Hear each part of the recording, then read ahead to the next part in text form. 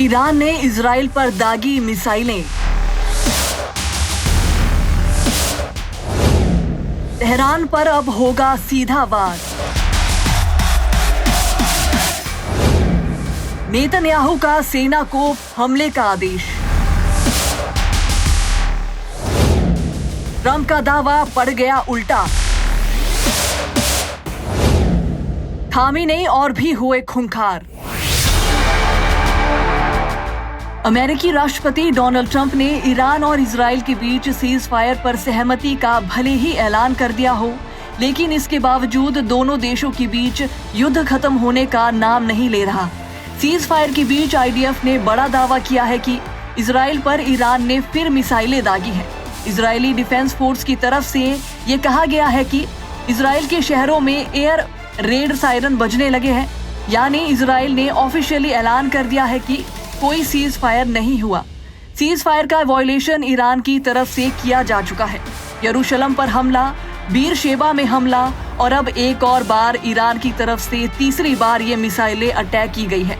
हालांकि उसे हवा में ही खत्म कर दिया गया, जिसके बाद इजराइल की डिफेंस मिनिस्टर ने ईरान को सीधी धमकी दी है। उन्होंने कहा कि इजरायली सेना के जवाबी हमलों से तेहरान कांप जाएगा।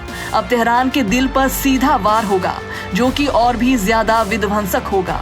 यानी सीज फायर की जितनी भी बातें थी, चाहे वो डोनाल्ड ट्रंप का दावा हो या फिर ईरान की तरफ से इजराइल के साथ युद्ध रोका गया, सब झूठा था। ऐसा होता नजर नहीं आ रहा, क्योंकि ईरान के इस हमले के बाद अब सवाल ये उठता है कि क्या इजराइल ईरान पर हमला करने की तैयारी में है।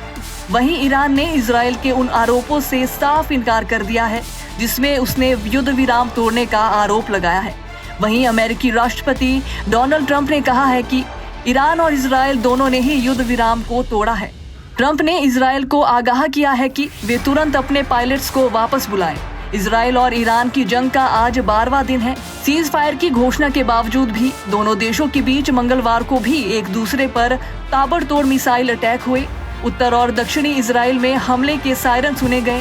ताजा हमले में इजराइल के बीरशेबा और नेवातिम बेस को निशाना बनाया गया है। ईरान के मिसाइल हमले में बीरशेबा में एक इमारत पूरी तरह से ध्वस्त हो गई।